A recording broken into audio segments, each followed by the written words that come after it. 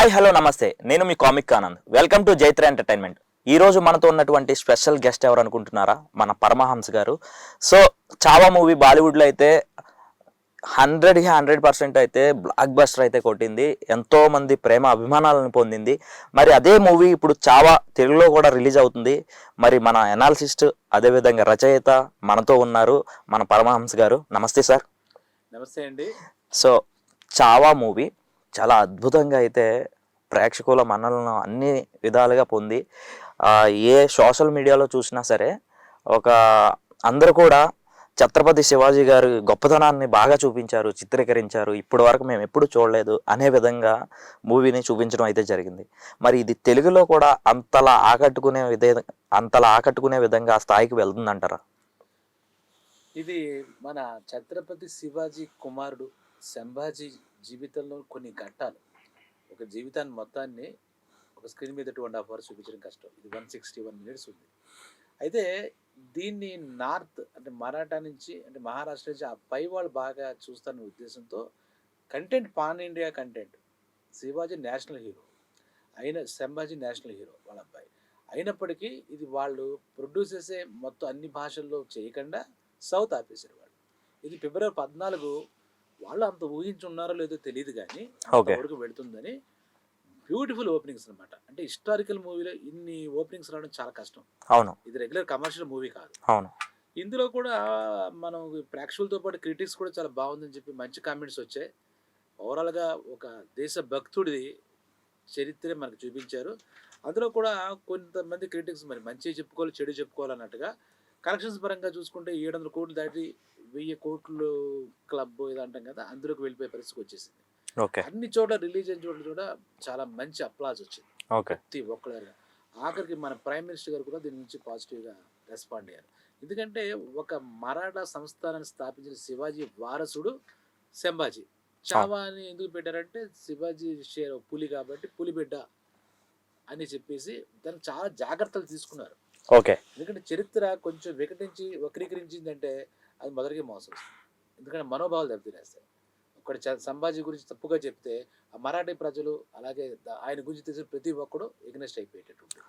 కాబట్టి ఇందులో వాళ్ళ పరిధికి వాళ్ళ పరిమితులు లోబడే రైటర్ లక్ష్మణ్ ఉటేకర్ కొన్ని తీసుకున్నట్టుగా మనకు అర్థమవుతుంది అనమాట. చాలా జాగ్రత్తలు తీసుకున్నాడు. ఇందులో పోనీ అంత గొప్పగా వెళ్ళిపోవడానికి డ్యూయట్స్ ఉండవు, అలాగే కల్పితాలు ఉండవు, కామెడీ సీన్లు ఉండవు. మూవీ ఉన్నది ఉన్నట్టు చేస్తారు. ఇంకా మిగిలిన పరిధిలో అతని యొక్క సాహసం, అతని యొక్క వీరోచితం ఇటువంటివి తీసుకున్నారు. యాక్షన్ సన్నివేశాలు ఏవైతే ఉన్నాయో, యుద్ధాలు, ఆ వార్ సీన్స్ చాలా బాగా తీసి ఒక ఇంగ్లీష్ సినిమాని తలపించేటట్టుగా అప్పటి పరిస్థితులు చూపిస్తూ తీసుకువెళ్ళేటువంటి సినిమా ఇది.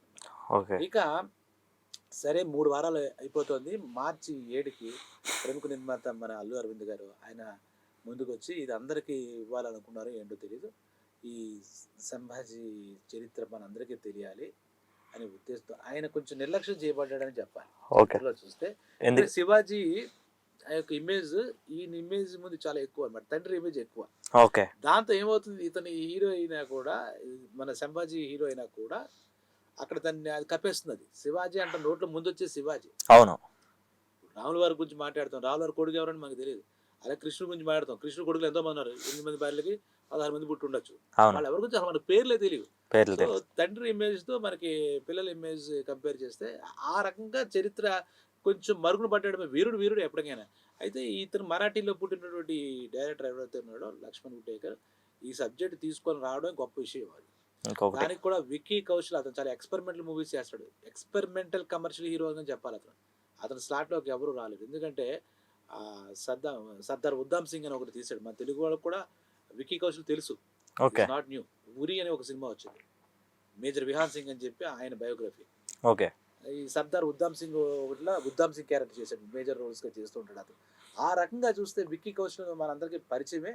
అతను చాలా కలిసి ఉన్న ఆర్టిస్ట్, అతను పెర్ఫార్మర్. అతను చావా క్యారెక్టర్లో అంటే టైటిల్ క్యారెక్టర్లో చేస్తున్నప్పుడు మనకి ఇంకా వేరే క్యారెక్టర్స్ కనపడవు.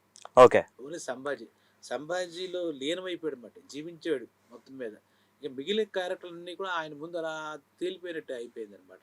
అయితే ఇక్కడ కొన్ని రివ్యూస్ చూస్తే కనుక సినిమా అంతా బాగున్నా చెప్పుకుంటాం కదా, ఏదో ఇందులో మనకు కొంచెం సాంకేతిక సన్నివేశాలు ఉన్నాయి. యాక్చువల్‌గా ఒక విషయాన్ని అందరం అన్నాం. అంటే నెక్స్ట్ టైమ్ ఏదైనా తీసినప్పుడు ఆ జాగ్రత్తలు తీసుకుంటాడేమో మనకు తెలీదు గానీ, ఎమోషన్స్ విపరీతంగా పండాయి సినిమాలో.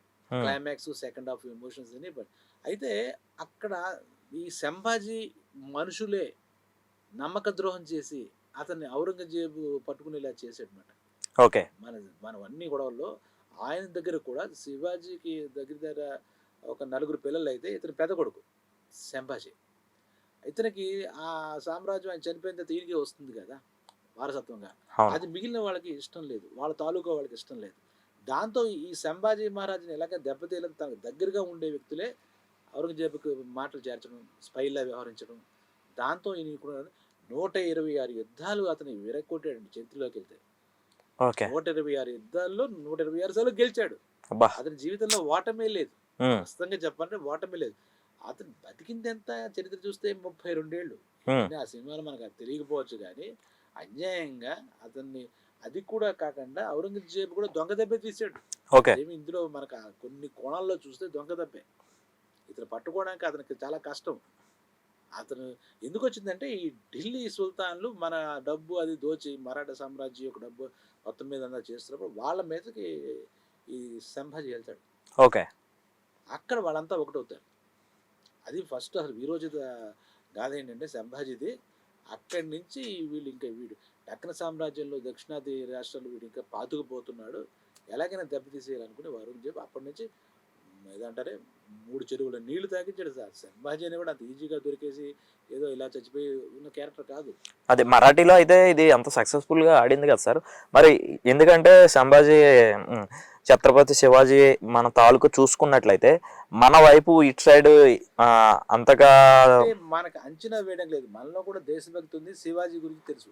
అవును. అది కాకుండా చాలా ఇయర్స్‌లో ఇప్పుడంతా సోషల్ మీడియా మనమే చెప్తున్నాం కదా సినిమా గురించి. ఆ సంభాజీ మహారాజ్ చరిత్ర చాలా చాలా బాగుందట. ఇదిట, అదిట అతను చాలా గొప్ప వీరుడట అని మౌత్ పబ్లిక్ టాక్ అయిపోయింది. మౌత్ టాక్ వెళ్ళింది. చాలా రిమోట్ ఏరియాస్‌లో కూడా. అవును. ఎందుకంటే 3 వారాలు అయిపోతుంది. రేపు 7వ తారీఖుకి వాలంటీర్స్ డే అంటామే ఫిబ్రవరి 14 రిలీజ్ చేశారు వాళ్ళు. ఓకే. రేపు 7కి 3 వారాలు వెళ్తుంది కాబట్టి అక్కడ ఈ న్యూస్‌లన్నీ వస్తాయి కదా! సంభాజీ చరిత్ర ఇలాగా ఇన్ని కోట్లు, ఇన్ని కోట్లు, అన్ని కోట్లు మనం డైలీ ఇస్తారు కాబట్టి ఈ ఫిగర్స్ అన్నీ చూసుకుని జనాల్లోకి ఒక వెళ్ళింది. These people are so eagerly waiting. ఎందుకంటే ఇంత మంచి సినిమా అంటారు, దేశభక్తి సినిమా అంటారు. మనందరికీ కూడా ఈ హైందవ సామ్రాజ్య స్థాపకుడు శివాజీ మీద చాలా ప్రత్యేక అభిమానం ఉంది. ఆయనకి నార్త్ సౌత్ ఇటువంటి భేదభావాలు లేవు. సో ఆయన తరం నుంచి వచ్చిన నెక్స్ట్ తరం ఈయన సంభాజీ మీద కూడా అంత మనకి లోపల తెలియకపోవడం మన పుస్తకాల్లో లేదు. ఆయన చరిత్ర మనం చదువుకోలేదు తప్పితే అలాంటివి చూసి మనందరం ఇన్స్పైర్ అవుతాం, ఇది చేస్తాం. అది కాకుండా ఆయన చంపిన విధానం క్రూరత్వం, అతి క్రూరత్వం. ఇంగ్లీష్ సినిమాలో కూడా అంత క్రూరంగా చూపించారనమాట. ఓకే. అతను ఏంటంటే ఆయన పట్టుకున్న తర్వాత ఆయన యొక్క ఏవైతే ఉన్నాయో ఆయన స్థావరాలు కానీ ఆయన కోటలు కానీ మాకు అప్పచెప్పేసేది నీదంతా. అలాగే నువ్వు మా మతంలో నువ్వు జాయిన్ అవ్వాలి అని కండిషన్స్ సంభాజీకి. చిచి నేను ధర్మం కోసం పుట్టాను, నా ప్రాణం ఇలా ఇచ్చేస్తాను అన్నట్టుగా ఆయన ప్రాణ త్యాగం చేస్తాడు. మామూలుగా మనకి 2 కొడితేనే మనం నిజం చెప్పేస్తాం మనం. అవునవును. ఆయన ధర్మం కోసం నిలబడి నా తండ్రి ఇంత కోసం స్థాపించాడు. అది ధర్మరాజ్యం మేము స్థాపించాం. ఆ స్థాపన నేను కంటిన్యూ చేశాను. నేను మటుకు ఎట్టి పరిస్థితిలో నీ మతంలో నేను చేరడం ఏంటి? ఈవెంతో నీ కూతుర్నిచ్చి పెళ్లి చేసినా నేను నీ మాట విన్ను అవును. అన్నాడు. సామరస్యంగా తేల్చుకుందాం చాలా చాలా చెప్తాడు వాడికి. నువ్వు వచ్చి నాతో మాట్లాడు. చిచ్చి నీతో నేను మాట్లాడు, నువ్వే నాతో వచ్చి మాట్లాడు, నువ్వెంతనా నీ బతుకెంత అనే టైప్లో తిరస్కరిస్తాడు. అన్నిటికన్నా ఆ కండిషన్ డైలీ రావడం ఏంటి, నువ్వు మా మతంలో చేరతావా లేదా, ముస్లింలో అవుతావా లేదా అనే టైప్లో ఆ థ్రెటనింగ్ ఉంటుంది అన్నమాట. ఎట్టి పరిస్థితుల్లో నేను ఏమైపోయినా కూడా నీ మతంలో నేను చేరడం ఏంటి, ఆ ధర్మం కోసం నేను ఉన్నాను తప్పితే నీ కోసం లేదు, నా ప్రాణం నాకు చాలా చిన్న విషయం, తృణప్రాయం, గడ్డి పరగతో సమానం అని చెప్పినప్పుడు వాళ్ళు మొండితనం పెరిగిపోతుంది. అందులో వాడు కత్తిచ్చి యుద్ధం చేయమంటే ఏం జరిగేది సినిమా. ఇప్పుడు ఇంకొక విషయం సార్, ఎట్లా అంటే ఇప్పుడు మతపరమైనటువంటి బాగా గొడవలు ఎక్కువగా వస్తున్నాయి కదా. సో మరాఠీ సైడ్ అంటే మొత్తం అంతా హిందుత్వం బాగా అక్కడ ఉన్నది, బాగా ఆదరించారు. కానీ మన తెలుగు ఆడియన్స్ ఎట్లా ఉంటారంటే అందరూ అంటే వాళ్ళు ఎట్లా చూస్తారంటే, గతంలో చూసుకుంటే కొన్ని సినిమాలు తెలుగు వరకే హిట్ అయినాయి, అవి బయటకు వెళ్ళలేదు అనమాట.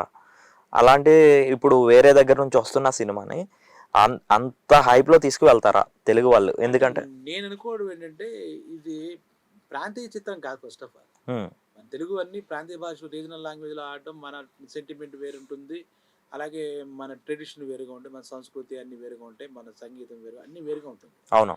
కాబట్టి ఇది national wide pan India movie అంటే నిజంగా పాన్ ఇండియా సబ్జెక్ట్ ఇది. ఓకే. దేశ భక్తుడి చరిత్రకారుడు యొక్క చరిత్ర తప్పితే మన ఇంకోటి మన ఏదో ఒక ప్రాంతానికి మాత్రమే చెందిన సినిమాగా మనం చూడకూడదు. కాబట్టి మనం కూడా ఆ జనాల్లోకి రీచ్ అయ్యే పరిస్థితి ఉంటే డెఫినెట్గా దాన్ని ఆదరిస్తారు. ఓకే. ప్రతి ఒక్క సినిమాల్లో చూస్తే కనుక ఒక ఎమోషన్ అనేది చాలా ఇంపార్టెంట్గా ఉంటుంది. మరి ఏదో రాజమౌళి గారి సినిమా RRRలో కానీ, బాహుబలిలో కానీ అక్కడ ఎందుకు జనాలు కనెక్ట్ అయ్యారు? కనెక్ట్ అవ్వడానికి ఒక ఎమోషన్ ఉండాలి. అవును. ఇప్పుడు ఇక్కడ ఈ నార్త్లో రిలీజ్ అయిన చోట్ల ఇతను చనిపోతున్నాడు, ఇతను నల్లగా చిత్రహింసలు పెడుతూ గోళ్ళు పీకేశారు, బతుకుండగా చర్మం తీసేశారు, కళ్ళు పొడి చేశారు, అలాగా క్రూరంగా రోజుకి అతన్ని ఇలా చంపుతూ అతను చంపేశారు. ఓకే. 40 రోజులు చాలా విపరీతంగా హింసించి ఇంకా చేసిన తర్వాత వాడి అంటే విన్నది చదివింది చెప్పాలంటే ముక్కలు చేసి ఎక్కడ నదిలో ఎక్కడ పడేసాడు, ఈ పూనా దగ్గర ఉన్న నదిలో. ఇది సినిమాలో చూపించలేదు కానీ పడేసినప్పుడు ఆ ఊరి ప్రజలు, ఆ దేశ ప్రజల ఆ మొక్కలన్నీ తీసుకొచ్చి ఒక సంచిలో కుట్టి దాన్ని సమాధి చేశారు. అది ఆ స్మారక ప్రాంతం ఇప్పటికి కూడా అక్కడ ఉంది. ఆయన చనిపోయిన రోజు అక్కడికి వెళ్ళి మరాఠీలంతా కూడా ఆయనకి శ్రద్ధాంజలి ఘటిస్తారు, సంభాజీ మహారాజ్కి. Okay sir. అంతలా జరిగింది అక్కడ. చాలా అటువంటి ఎమోషన్స్ ప్రపంచంలో మన హాలీవుడ్ సినిమా చూస్తే మన కన్నీళ్ళు వస్తాయి అదేదో జరుగుతుంది అంటే. కాబట్టి ఎమోషన్ మించిన సబ్జెక్ట్ ఏం లేదు, డైలాగ్స్ అక్కర్లేదు, మనకు అర్థం కావట్లేదు. అలా చంపుతున్నారు అతన్ని ఒక దేశభక్తుడిని అనేసరికి ప్రతి హృదయం ఆఖరికి ఆడిన పాయింట్ ఆఫ్ చూస్తే క్రిస్టియన్ ముస్లిం ఇదేంటి ఇంత అరాచకమా? మనకు చిన్న కుక్క పిల్ల ఒక బండి కింద పడి చచ్చిపోతుంటేనే మన మనసు ద్రవిస్తుంది. అవును. అది సామాన్యమైనటువంటి అల్పజీవే కదా. అవును. తలుచుకుంటే చిన్న కుక్క పిల్ల దాడి మనకే హృదయం విలవిల్లాడేస్తుంది. ఒక వీరుణ్ణి లాగా ఎదుర్కోలేక చంపేశారు అనేది ఒకటి బాగా కనెక్ట్ అవుతుంది. అంత వీరుడు, మహావీరుడు, మహారాజ్య స్థాపకుడు, మహారాష్ట్రలో కీలకమైనటువంటి వీరుడు. అటువంటి సబ్జెక్ట్ ఇలా ఉన్నప్పుడు మన తెలుగు వాళ్ళు కూడా కనెక్ట్ అవుతుందని నా అభిప్రాయం అన్నమాట. ఇందులో నేను విన్నది అది కూడా పెద్ద హడ్డీలు కాదు కానీ మొట్టమొదట మనకి ఎవరు ఇది తెలియదు కానీ సోషల్ మీడియాలో తొందరగా పుకార్లు వచ్చేస్తాయి కదా, దానికి తప్పదు అంచనా అనుకోవచ్చు పుకార్ అనుకో. Okay sir. జూనియర్ ఎన్టీఆర్ అతనికి డబ్బింగ్ చెప్తారని చెప్పేసి ఒక డైలాగు వచ్చింది. ఓకే. జూనియర్ ఎన్టీఆర్ చెప్పేసరికి ఆ సినిమాకి ముందు జూనియర్ ఎన్టీఆర్ అని పదం చేరేసరికి జనం అంతా చెప్పడం ఎప్పుడు వెళ్ళిపోదాం, బుక్ మేషన్లో బుక్ చేద్దాం అన్నారు. కట్ చేసి ట్రైలర్ రిలీజ్ చేశారు. ఓకే. శివరాత్రి ఆ సమయాల్లో వేసినప్పుడు అదేదో వేరే వాయిస్ వస్తుంది. వీళ్ళేమో జూనియర్ ఆర్టిస్ట్ ఉండిపోయి అది పెద్ద గంభీరంగా ఉంటుంది అన్నట్టుగా వీళ్ళు ఊహించుకున్నారు, ఈ RRR లాగే ఊహించుకున్నారు. తీరాపోతే ఆ వాయిస్ ఏదో ఉంది, ఏ డబ్బింగ్ ఆర్టిస్ట్ చెప్పి ఉంటారు.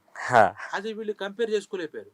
అదేంటి జూనియర్ ఎన్టీఆర్ ఎవరు చెప్పారు? అప్పుడు మళ్ళా బన్నీ వాసు అని ఆయన ప్రొడ్యూసర్ సహ నిర్మాతో ఆయన వచ్చి ఆయన మేము జూనియర్ ఎన్టీఆర్ని అప్రోచ్ అవ్వలేదండి, మాకు అంత టైం లేదు, ఆయన మాకు టైం ఇచ్చే పరిస్థితి లేదు, సో మేము నార్మల్గా మా డబ్బింగ్ ఆర్టిస్ట్లో ఎవరికి బాగుంటుంది అనేది చూసుకుని మేము చేయాల్సిన పరిస్థితి వచ్చింది, కాబట్టి అలా మీరు అపోహలు పడకండి అని చెప్పేసి ఆయన వివరణ కూడా ఇచ్చాడు. ఓకే. తొందరపడి ముందే పోసిందని మన చెప్పేసాడు ఈ మాట, ఆ వాడే క్రియేట్ చేసాడు. అయితే అంత మాత్రం అది కొంతమంది అంటే ఈ సినిమాకి మైనస్ అయిపోతుంది, ప్లస్ మైనస్ ఏమవుతుంది, ఎందుకంటే చరిత్ర ఇట్ సెల్ఫ్ గ్రేట్ హిస్టరీ అది. అవును. దాన్ని మనం చరిత్ర ప్రకారంగా మనం ఖచ్చితంగా ఎవరు తీసినా ఎక్కడ తీసినా చూస్తారు. ఇక్కడే కాదు పరాయి దేశాలకు కూడా వెళ్తుంది, ఇంటర్నేషనల్ ఫిల్మ్ ఫెస్టివల్కి వెళ్తుంది, ఇంటర్నేషనల్కి వెళ్తుంది. అది విక్కీ కౌశల్ కూడా రావాల్సిన పేరు వచ్చింది. ఒక మాటలో మీరు చెప్పండి, కొన్ని వందల సినిమాలకి మీరు వర్క్ చేశారు, కొన్ని వందల స్టోరీస్ మీరు రాయడం అయితే జరిగింది. సో కానీ తెలుగు ప్రజలు ఒక్క మాటలో చెప్పండి సార్, తెలుగు ప్రజలు దీన్ని ఆదరిస్తారంటారా? ఒకటే మాట. ఖచ్చితంగా తెలుగు ప్రజలు దీన్ని ఆదరిస్తారు. ఎందుకంటే ఇప్పుడు మలయాళం నుంచి ఎంతో మంది సినిమాలు వస్తుంటాయి మనకి, ఆర్టిస్టిక్గా ఉంటాయి. KGF ఏ లాంగ్వేజ్ సినిమా? Regional language. అవును. దాన్ని మనం ఖచ్చితంగా తెలుగులో కూడా పెద్ద సక్సెస్. ఓకే. అలాగా ఈ మన తెలుగు ఆడియన్స్కి ఇటువంటి భేదభావాలు ఉండవు. అందుకే ఇప్పుడు OTTలో కూడా నెట్ఫ్లిక్స్ చూస్తారు, ఇంకోటి చూస్తారు, కొరియన్ సినిమాలు బాగా చూస్తున్నారు. అవును. కొరియన్ సినిమాలు వీళ్ళకి ఏమర్థం అవుతుందంటే కింద సబ్టైటిల్ బట్టే చూడాలి. కాబట్టి తెలుగు సినిమాలు ముఖ్యంగా వాళ్ళలో దేశభక్తి కూడా మెండుగా ఉంటుంది, అందులో సందేహం ఏం లేదు. కాబట్టి ఒకప్పుడు చూస్తే అల్లూరి సీతారామరాజు కృష్ణ గారు యాక్ట్ చేసిన సినిమా చూస్తే ఆ బళ్ళు కట్టుకుని వచ్చి చూసేవాట, బా ఒక వీరుడు వీరోచితంగా. అలాగా ఈ సినిమాకి కూడా ఖచ్చితంగా తెలియకపోవచ్చు, అవును. సంభాజీ తెలియకపోవచ్చు, ఈరోజు తెలుసుకునేనా వెళ్తారు. కాబట్టి ఈ తెలుగు ప్రజలు ఇది ఒక్కొక్క రోజు ఇలా మోతు టాక్ స్ప్రెడ్ అవుతుంది. అదీ కాక దీనికి పోటీగా పెద్ద పెద్ద సినిమాలు ఏం పడవు ఖచ్చితంగా ఈ ఈ సీజన్లో. అసలు యాక్చువల్లీ ఈ బాలీవుడ్లోనే చాలా కాలం తర్వాత ఒక మంచి సినిమా వచ్చింది, మంచి హిట్ వచ్చింది. చాలా కాలం వాళ్ళు హిట్ కోసం తాపత్రయపడుతున్నారు వాళ్ళు. మన తెలుగులో ఉన్నంత కూడా వాళ్ళకి పర్సంటేజ్ లేదు. అటువంటిప్పుడు వాళ్ళకి ఒక మార్పులాగా వాళ్ళకి మళ్ళీ సక్సెస్ వైపు వాళ్ళు వచ్చారు. So okay. ఈ సినిమాని ఖచ్చితంగా నేను అనుకోవడం ఏంటంటే తెలుగు ప్రజలందరూ కూడా ఇరు రాష్ట్రాలు, తెలుగు రాష్ట్రాలు రెండిట్లో కూడా అది వాళ్ళు ఓన్ చేసుకుంటారు, ఆ సినిమాని చూస్తారు. ఇంకా మాట్లాడితే దీనికి ఈ చరిత్ర కాబట్టి దీనికి ఒక జోనరే వెళుతుంది, యూతే వెళుతుంది, లేదంటే లేడీసే వెళ్తారు. ఇలాంటి ఏ జోనర్ అంటే హిస్టారికల్ యాక్షన్, ఓకే. డ్రామా జరిగిన కథ కాబట్టి మహా అయితే ఇంకా బాగా చెప్పచ్చు, ఇంకా మనకు మనస్ఫూర్తిగా ఇంకా ఇంకేదో చెప్తే బాగుండు అనిపించవచ్చు. స్క్రీన్ ప్లే కొంచెం తెలిసిన వాళ్ళు కొంచెం అంత కథని వాళ్ళు తయారు చేసుకున్నప్పుడు అది కూడా కష్టమే. కానీ మీరు అడిగిన ప్రశ్న సమాధానం చెప్పండి, ఖచ్చితంగా ఆదరిస్తారు. దీన్ని ఇప్పుడు ఈ టర్మ్స్లో పెద్ద hit, super hit, commercial hit ఇవన్నీ కాకుండా నిర్మాతకి ఏమి నష్టాలు తెచ్చే సినిమా కాదు, ప్రజల మదిలో నిలిచిపోయే సినిమా ఇది ఖచ్చితంగా. ఓకే. ఇంకా అవార్డులు రివార్డులు ఎలాగ ఇప్పటిదాకా వచ్చిన బేరే చేసుకుంటే ఖచ్చితంగా దీనికి కూడా ఒక గుడ్ మూవీ వాళ్ళు డబ్ చేసి తెలుగు ప్రజలకు అందిస్తున్నారు, వాళ్ళు కూడా అభినందనలు. దీనికి పబ్లిసిటీ పెంచుకు రష్మిక రావాలి, విక్కీ కౌశల్ రావాలి, అక్షయ్ కన్నా ఏం అక్కర్లే, ఓకే. ఆటోమేటిక్గా ఇప్పటికే అందిన పబ్లిసిటీ చాలా ఎక్కువగా ఉంది. అయితే మనకి ఏదో పెద్ద పుష్పకు వచ్చిన ఓపెనింగ్స్ అవి ఎక్స్పెక్ట్ చేయలేము. ఎందుకు ఎక్స్పెక్ట్ చేయలేము అంటే బికాజ్ ఇవి ఆ జోనర్ వేరు, ఈ జోనర్. జోనర్స్ వేరు. అవును. రెండోది ఏంటంటే అతను మన తెలుగు హీరో అన్ని మనం కంపేర్ చేసుకుంటాం, అవి మిస్ మ్యాచ్ అవుతాయి. కాబట్టి అది కాకుండా ఇప్పుడు ఎగ్జామ్స్ సీజన్, ఇంటర్మీడియట్, 10th ఏవో జరుగుతున్నాయి కాబట్టి అంత ఉండకపోవచ్చు. ఓకే. ఇది ఇలా నిలబడే సినిమా కాబట్టి ఈ ఎగ్జామ్స్ అయిపోయిన తర్వాత ఫ్యామిలీస్తో అందరూ కలిసి చూస్తారు. ఇది మల్టీప్లెక్స్ సినిమా కూడా కాదు, ఓకే. మాల్స్లోకి వెళ్ళి చూసే సినిమా కాదు, ఏబిసి ఏది సంబంధం లేకుండా ఆల్ థియేటర్స్లో అందరూ కలిసి చూస్తారు. దీనికి మరి కాస్త పబ్లిసిటీ వస్తుంది.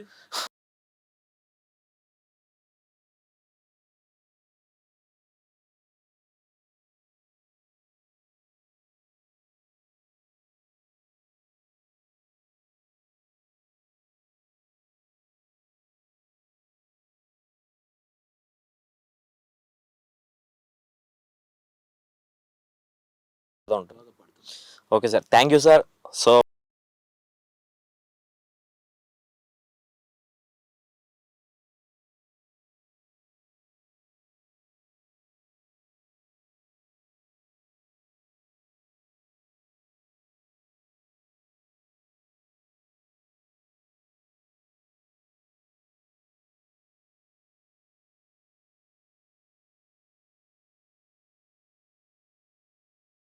అడిగి తెలుసుకుందాం. ధన్యవాదాలు.